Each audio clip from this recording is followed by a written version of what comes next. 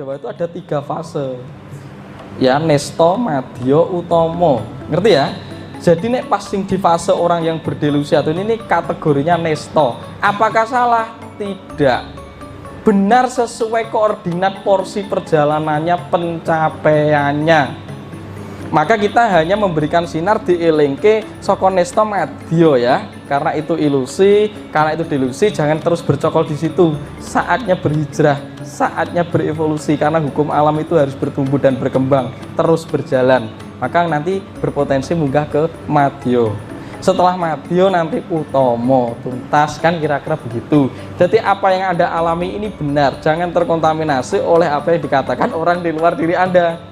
Guru itu kan terkadang juga terlalu melekati muridnya, wedi nek ditinggal ke murid kan gitu, terus diubup-ubupi wis bener-bener yang candi, muridnya wis ngerasa nyaman, hati-hati loh ya didenteni, karena sing asine wedi gurune dhewe, gurunya takut kehilangan murid. Ini pola yang sangat menyengsarakan karena kedua-duanya melekat, dan saya mau menyarankan jangan pakai yang itu. Nanti alam ini tidak seimbang dan selaras. Delok apa paham ora? Cek cilik-cilik urung waktu ning ngrungok iki.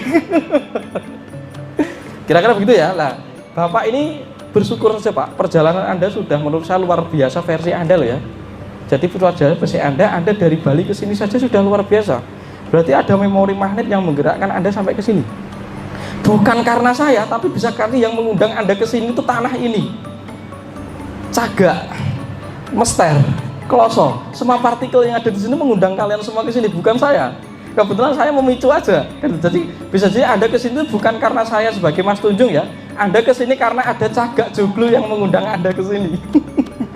Jadi ada memori Anda yang masih ada di dalam Cagak ini ada apa? Karena Cagak Joglo itu soko guru ya. Soko guru itu berarti guru juga harus disoko, juga harus ada Cagaknya. Jadi ada memori pembelajaran keguruan itu yang ada di dalam partikel di sekeliling kita saat ini. Kira-kira begitu. Makanya selalu sadar. Karena setiap hari kita itu terisi, terpenuhi. Dan hanya proses mencicil saja. Ini tadi, terus kalau ini sebenarnya salah apa tidak Mas? Apa saya yang bingung? Bingung juga benar, tidak salah. Karena benar-benar bingung, toh nyatanya dari kebingungan ini nanti Anda bisa mulai mendapatkan trigger untuk mendapatkan sesuatu dari fase bingung menjadi tidak bingung. Akhirnya kita dipertemukan. Kira-kira begitu ya. Jadi ketika urusan di candi itu memang Anda ditugaskan oleh daya kehendak yang membentuk proporsi tubuh Anda, ada memorinya yang memang Anda harus berkunjung ke Jawa, harus ke candi. Terus garwane jenengan ya wong Jawa, ini kan ora kebetulan kan sebenarnya. Berarti Anda sedang mengumpulkan kitab jati diri Anda sendiri atau memori Anda sendiri. Jadi nek neng candi, Anda pertama wisata menikmati, lama-lama kok Anda mendalami, masuk ada getaran, enek merinding-merindingnya, ada semilir anginnya, ada wangian bunga kamboja, bau tanah, bau batu, bau stupa, bau tetes air. Coba disadari. Karena proses alam sedang menginisiasi apa itu pengetahuan bagi Anda yang sudah ada. Anda sedang mensinkronkan atau mencocokkan memori karma Anda. Baru nanti ketika membentuk sebuah unsur menjadi wujud, baru Anda tahu, aku kimbian pernah jadi A, B, C, D, membentuk identitas atau wujud. Oke, kira-kira begitu Pak ya. Jadi nanti ke candi, nikmati dulu sebagai wisata mengembang jadi wisata rohani. Di sana belajar menjadi kesadaran. Apapun yang diterakan, dinasihatkan oleh guru-guru yang pernah Anda ketemui tetap disaring secara sadar. Karena yang terpenting gurunya adalah Anda dan proses Anda, bukan orang yang ada di depan Anda yang Anda anggap sebagai guru. Kira-kira begitu. Oke. Jadi dinikmati ya fasenya ya. Jadi jenengan ki loro gitu, jenengan diparingi sakit, itu kan diutus untuk berjalan. Karena selama ini ketika Anda tidak berjalan, tidak mencari tabib, mencari kesembuhan, mencari guru, mencari apa, Anda tidak bisa menerjemahkan pesan yang ada di dalam diri Anda, tidak terurai. Maka di-trigger, diutus Jawoto, leluhur, malaikat yang menjelma sakit. Dari sakit Anda golek kesembuhan. Ternyata bukan kesembuhan itu tujuan yang paling hakiki. Tujuannya adalah menangkap pesan dari sakit dan perjalanan ini apa. Kira-kira begitu. Gitu ya kira-kira ya. Jadi dijak ning candi ya gak apa-apa, dijak gak apa-apa karena mengumpulkan memori itu laku spiritual itu. Itu lakon itu, ya. Walaupun numpak mobil dari itu lakon karena ada trigger. Kira-kira begitu. Mas Indra tuh kok ini ya lakon. Gitu ya, kira-kira begitu. Jadi kemanapun kita berada, nikmati, syukuri, sadari, paling penting itu. Karena guru itu ada 3, guru waris, gitu. Guru pengetahuan itu pengalaman, dan guru kontur alam itu proses Anda sendiri.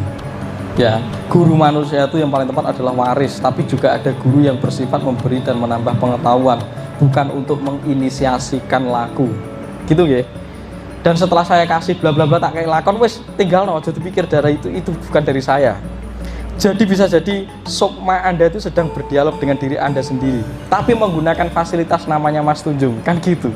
Karena kalau bahasa alam itu tidak diterjemahkan menjadi artikulasi nalar, dan nalar itu kalian perangkatnya saya.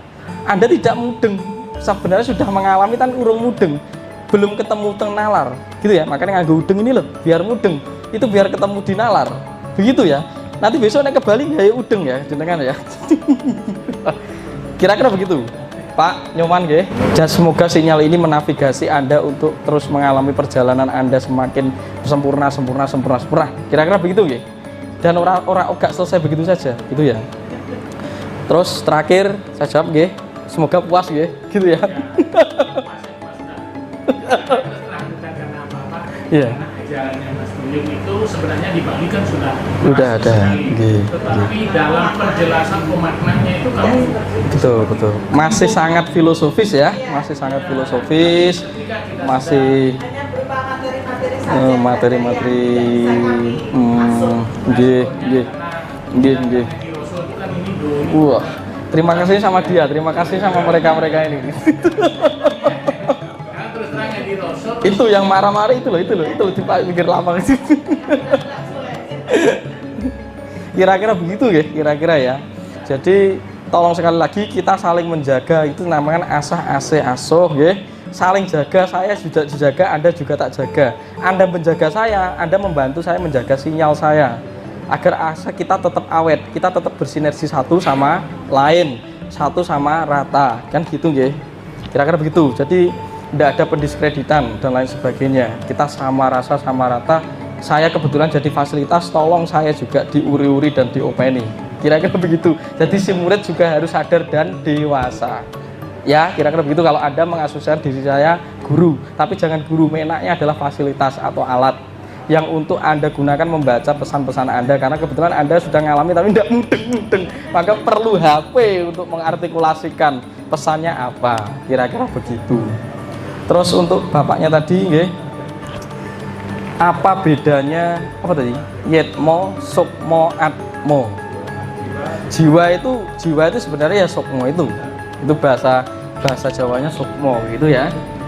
Bedanya cuma kualitas kesadarannya. Bedanya cuma kualitas kesadarannya.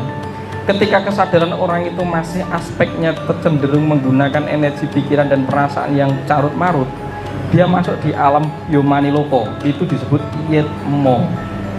Nah, yetmo ini adalah struktur bentuk jiwa yang ibaratnya masih kejatuhan, gitu ya. Dia masih kejatuhan oleh ilusi pikiran dan perasaan sendiri yang masih kacau. Disinyalir alam yomaniloko itu alam lembam, alam yang sangat sulit berevolusi. Maka dia butuh naik ke Ngarcopodo untuk bisa melanjutkan perjalanan. Maka kita harus membantu memberkati arwah-arwah yang masih terpejal di sana, terikat di sana. Kira-kira kan begitu, atau disebut kumoro ya. Itu menjadi Joma Jujur dan Banujam Ijajil Bekasaan. Kira-kira kan begitu. Nah, kira-kira dilihat seperti apa contoh kualitas gentaran rendah itu. Yetmo itu seperti apa? Yetmo itu seperti orang stres dan depresi. Itu kamu kasih tahu susah, maka sulit berkembang hanya dengan penyampaian getaran energi. Maka kalau ada orang membenci saya, orang luka batin atau apa, saya tidak banyak ngomong. Saya cuma menjaga hati saya agar terus positif, terus selaras. Karena biar mengalir kepada si sukma atau yetmo yang gentayangan sekarang masih bercokol di tubuh kita masing-masing. Kira-kira begitu. Jadi kira-kira aku besok matiku gentayangan paling didelok kowe stres depresi apa ora, nek kowe depresi bakal kerekam masuk ke situ. Nggih. Kira-kira begitu. Jadi kalau ada hater yang nyerang saya dan sebagainya, tak balas dengan welas asih saja. Saya tetap menjaga gelombang sinyal. Karena mereka kasihan, mereka itu tidak tahu. Benci jangan dibalas, benci. Itu sudah diajarkan dimanapun saja. Oke? Kalau Anda benci dibalas benci, Anda memperkuat dia terjerat di sana. Dan Anda tersesat, terikat, terkontaminasi juga, nanti malah jatuh digeret medun yang jomane loko lagi. Nah, gitu ya. Baru nanti sukmo. Nah, sukmo itu alamnya dinamika. Alam Ngarcopodo itu dinamis, Pak. Getar terus. Karena gerak dan getar ini adalah bertujuan untuk men-trigger evolusi. Karena adanya gerak getar goro-goro gegeran itu akan menjadi fase hijrah perubahan. Seks ya, seks itu nuwun sewu ya, keluar masuk itu kan gerak ya, akan menimbulkan akibat disebabkan oleh gerak sama. Maka diarani segama tantra. Kita berasal dari sesuatu yang bergerak. Untuk menghasilkan sesuatu maka kita harus obah oseh, harus menggerakkan semua perangkat yang ada di dalam diri kita baru mewujudkan sesuatu. Kira-kira begitu toh. Nah, sekarang alam Ngarcopodo itu isinya gerak. Maka di sini kesempatan untuk belajar dan bertumbuh. Maka teruslah bergerak, berjalan mengolah. Kira-kira begitu ya, atau kawah candra di muka. Ditapuk rono, ditapuk sini seperti bola deng tujuannya biar sampai ke gawang. Jadi itu oper sana oper sini, maka gerak ning balik rene maneh ya ora apa-apa, rono maneh akhirnya sampai ke gawang terus gol. Suwung gol sampai kepada tujuannya. Lah nanti masuk di alam yang namanya atmo, sudah tenang. Alam sudah sampai. Alam tenang, tidak terganggu apapun saja. Tenang setenang-tenangnya. Jadi ketika Anda sudah memasuki fase walaupun tubuhnya masih jiwanya masih terikat di alam rogo, tapi ketika kesadaran Anda sudah tenang, tidak terkontaminasi oleh hiruk pikuk di sekeliling Anda sudah masuk di alam Jonggring Saloko, ketenangan, swarga jati. Ora perlu ngenteni engko nek mati. Mati kan mbok kirane ketemu Gusti Allah urung tentu lah nek sik gentayangan cilaka medun meneh ning isor. Wes tak bolak-baliknya gitu kira-kira nih. Ya, tapi nanti ketika sampai ke Jonggring Saloko sudah masuk di alam kadewatan atau alam sang hyang, yo iso memilih untuk turun. Aku kok pengen sekolah mana yang bumi ya, ada satu kurikulum yang belum tak selesaikan. Apa contohnya, di ben aku masih punya utang, ternyata ketika pas waktu mati aku urung bayar bakul soto, apa medun lagi ke dunia ini. Aku belum mengajarkan saudara-saudaraku berkesadaran. Aku seutang karma karo dulur-dulurku, gitu ya. Aku masih padu dengan saudara kandungku. Aku milih turun lagi untuk menjadi rasul di keluargaku sendiri atau di genetikku sendiri. Ya boleh, kira-kira begitu. Tapi penake kan pomene, wah aku mbiyen kencan karo bakul soto karo tak bayar, gara-gara aku ngebet karo pacarku lali, tak medun maneh wae lah nang alam donya gitu kan. Goleki bakul soto kan gitu. Gitu ya kira-kira ya. Ya, wes. Jadi ora serem-serem banget ya. Alam jatuh, alam demit podo wae. Cuma nanti kita berurusannya sadar dan berjalan saja madep mantep. Kira-kira gitu ya. Cukup? Ya. Terima kasih. Mengenai guru Pak Tujuh. Sekarang saya boleh ya giliran. Boleh, apa? Giliran saya mau berbagi sedikit pengalaman saya. Mohon izin. Oke, monggo. Mengenai berguru, saya itu punya kawan yang dia itu punya guru sampai 11 orang, berguru 11 kali, dari kaum religius sampai yang dia nggak tidak religius, yang sakti, yang dari mana, tapi tetap masih ada pertanyaan dia yang tidak bisa terjawab. Suatu hari dia tanya sama saya, terus dia cerita, aku tuh berguru sampai 11 kali loh Mbak. Terus? Saya mikir, saya ini juga dulu kepengen lo cari guru, kok nggak bisa, kok nggak ketemu. Sementara orang lain mau cari guru kok gampang banget, sampai yang lebih dari 10, sampai yang wah yang hebat terkenalnya seperti apa mereka dapat aja gitu kan. Lalu pada akhirnya saya merasa aku tidak layak ya berguru, aku tidak layak belajar ya, aku nasibnya begini aja ya. Saya merasa seperti itu. Kemudian dengan kesibukan duniawi saya, lama-lama saya lupa, lama-lama saya sudah lepas dari keinginan jadi mencari guru itu. Terus ingat lagi nih, dulu kan aku pengen berguru nih, gitu kan. Iya ya, sampai sekarang nggak dapat juga. Pada akhirnya saya menemukan Ya ternyata tidak perlu ya. Yang saya cari itu kan guru yang sosok bentuk manusia, yang jauh lebih pinter, yang bisa saya puja, yang segala sesuatunya lebih tahu daripada saya gitu kan, seperti guru di sekolah gitu kan. Dan sebagai saya guru bahasa Inggris. Nah jadi saya ngerasain ketika punya murid yang Miss begini, bisa begini, bisa begitu, aku mau dong, seperti itu. Saya ngerasain di posisi seperti itu. Saya ngerasain di posisi mencari guru. Lalu saya batin lagi sendiri. Sebenarnya guru itu kan gak harus satu manusia utuh yang jauh lebih hebat, jauh lebih pintar. Dari perjalanan hidup saya melihat, saya ketemu sama itu Bapak Paulo, ngobrol sama dia, dan dia bilang dengan kehidupan dia seperti itu bahwa dia tidak makan sehari, 2 hari, 3 hari, tapi dia tidak sengsara batin, sengsara perut ya, tapi batin dia tidak sengsara. Itu pengalaman itu adalah guru. Si Pak Pemulung itu adalah guru pada momen itu. Memori saya, percakapan saya dengan si Pak Pemulung itu adalah guru buat saya. Nah, peristiwa yang lain,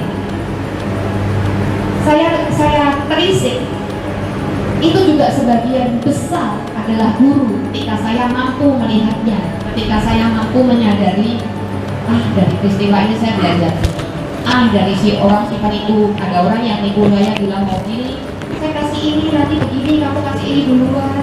Nah itu adalah guru. Dari orang-orang yang menjahati saya misalnya, itu juga guru. Dari orang yang berbuat baik membantu saya, itu juga guru. Jadi itu mungkin yang Kak Tunjuk bilang, guru adalah apa kan istilahnya Kak Tunjuk? Fasilitas. Guru itu adalah fasilitas. Ya. Jadi fasilitas dan sebagai pengalaman dari pengalaman hidup ya Kak Tunjuk ya. Ibaratnya saya melihat seperti itu. Jadi dan ketika saya sudah mulai melepaskan keinginan saya untuk menjadi guru, malah saya ketemu orang-orang yang seperti Pak Tunjuk. Nah dulu itu saya sempat mikir, saya pengen Pak Tunjuk jadi guru saya gitu kok. Malah gak ketemu. Itu senang aja nih, saya belum pernah ngomong sama Pak Tunjuk. Jadi terus sudah itu mikir lagi, sebenarnya kan memang guru itu harus terlepas dari sosok itu satu saja. Karena kalau kita sudah membentuk persepsi, Pak Tunjuk ini tak jadi guruku, aku tak melok dia, tak ikutin ajaran dia, lama-lama saya memutuskan dia dong, ya kan? Lama-lama saya jadi tidak membuat beliau jadi sesuatu yang seharusnya dia jadi, gitu loh. Saya membentuk Tunjung itu sesuai dengan persepsi dan keinginan saya saja. Nah itu kan egoisnya saya juga jadinya. Nah sadar dengan itu, saya lepasin enggak. Saya bisa belajar banyak dari Pak Tunjung, bisa belajar banyak dari Kak Nyoman, dari Mbak, dari Bapak Ibu semua yang ada di sini. Dari kemarin saya ngikutin bagaimana pertanyaan, bagaimana kegelisahan, bagaimana kebingungannya peserta, bagaimana panitia itu berusaha dan bergelut mempersiapkan ini itu semua menjadi guru buat saya. Begitu, demikian itu saja yang mau saya sharing. Iya, terima kasih ya Bu Liani. Jadi Bu Liani ini jauh-jauh dari Jakarta. Saya ketemu sama beliau itu di Jakarta di salah satu komunitas Shift Your Perspective ya. Jadi komunitas tentang pengembangan kesadaran. Shift Your Perspective itu shiftmu atau kursimu saat ini kamu ubah, perspektifmu kamu ubah kan gitu kan. Itu komunitasnya orang-orang Tionghoa, orang-orang Chinese, tapi oke, dia masih mempelajari tentang Jawa dan lain sebagainya. Jawa yang berarti kesadaran ya. Dan saya menarik karma saya ya ini Bu Liani akhirnya berada di area saya. Akhirnya kintil ke sana kemari ya. Ya betul, sekali lagi saya paling gampang menganalogikan, maka kan guru itu muridnya pribadi kan gitu ya. Murid itu gurunya sesami, jadi setia tuh kita melebur jadi satu karena sejatinya kita itu hanya butuh fasilitator, fasilitas ya. Jadi ketika Anda itu berlatih, saya pengen meningkatkan taraf spiritual. Sekali lagi, walaupun di sini saya menjelaskan tentang hierarki peningkatan kesadaran spiritual tadi Mas ya, dia berdiskusi dengan saya, jangan pernah mengira spiritual itu adalah urusan matematis dan regulatif. Anda akhirnya membandingkan, lah kayak kok iso ndelok Nyiroro Kidul aku ora kan gitu kan, ini jadi masalah nanti. Akhirnya tidak bersyukur lagi, tidak nerimo ing pandum lagi. Mas aku kok urung ketemu guru sejati ya? Gimana jane iki wis ketemu, mergo ora nyadari, ora ketemu. Karena guru sejati yang dia Maksud itu sing sesuai dengan informasi keinginannya orang lain. Aku ketemu guru sejati wajahnya kayak aku dewi loh. Akhirnya Anda membaca teksnya Bima ketemu Dewa Ruci, terus Anda membuat idealitas Anda bahwa guru sejati itu kayak rupamu dewi, terus mbok golek random temu-temu padahal karo ngoco loh wis ketok. Akhirnya dalam meditasi maksa golek itu. Terus kapusan meneh, jadi apusan jiwa di mana-mana. Kapusan oleh kelangenane dhewe gitu loh ya. Itu jangan seperti itu. Spiritual itu tidak regulatif ya. Dari spiritual itu wong kowe kita ajarkan untuk kembali menjadi dirimu sendiri apa adanya, nerimo jatahmu, struktur pencapaianmu, kapasitasmu. Malah kowe ngukur-ngukur ning ranah spiritual itu diukur-ukur. Aku sapiro, aku tekan iki perjalananku salah apa ora? Tidak, saya tidak menyalahkan, tidak membenarkan. Saya tidak berani itu. Jadi fasilitas apapun itu ada, nek kamu sudah berikrar belajar spiritual, wani dulu, niat tekad dulu. Karena untuk belajar spiritual kan mendapati fase laku, sabar, sadar. Nah akhirnya kurikulum semesta itu menyediakan fasilitas ben sabar disediakan wong-wong sing jengkel, oke kan gitu ta. Itu kan juga laku Anda, itu bisa diasosiasikan sebagai guru Anda. Mergo cita-citamu aku kira iso sabar, ya wis ditekano orang-orang yang menjengkelkan, akhirnya sampai kamu itu sabar. Gitu ya. Jadi kurikulum semesta itu menyesuaikan tentang aspek yang kamu cipta dan kamu cita-citakan sendiri. Nah, seperti Buliani dan sebagainya ini, justru ketika dia tidak mencari guru-guru datang, fasilitasnya datang. Kira-kira gitu ya. Jenengan sama, nanti orang ngiter-ngiter akan datang sendiri, akan tersambung sendiri. Sekali lagi, ranah spiritualitas itu bukan aspek perbandingan. Pengkategorian tingkat kesadaran itu hanya instrumen sesaat untuk menentukan titik-titik perkiraannya di mana. Itu pun juga sangat regulatif, itu perkiraan juga. Kira-kira begitu ya. Karena urusan rasa itu yang hanya bisa mengalami diri kita sendiri.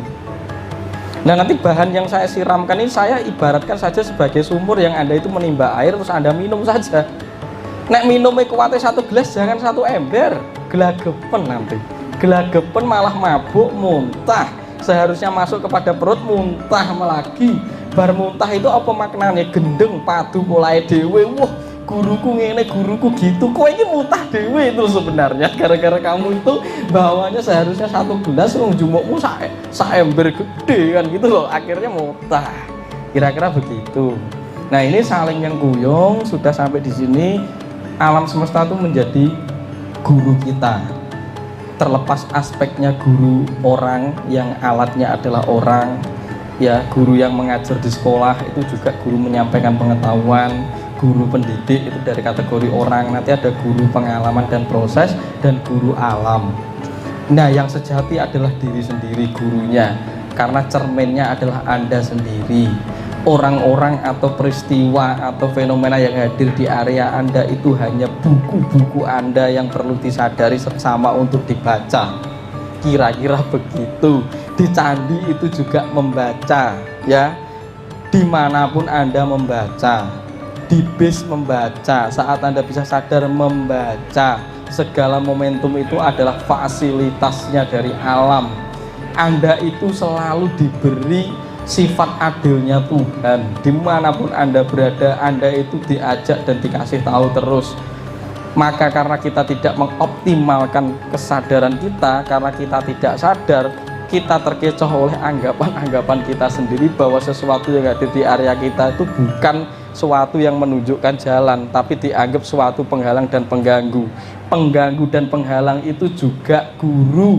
Tanpa adanya pengganggu dan penghalang, Anda tidak dilatih untuk handal, Anda tidak dilatih untuk tangguh, Anda tidak dilatih untuk tumbuh. Karena Anda harus handal, harus tangguh, maka disediakan gangguan-gangguan.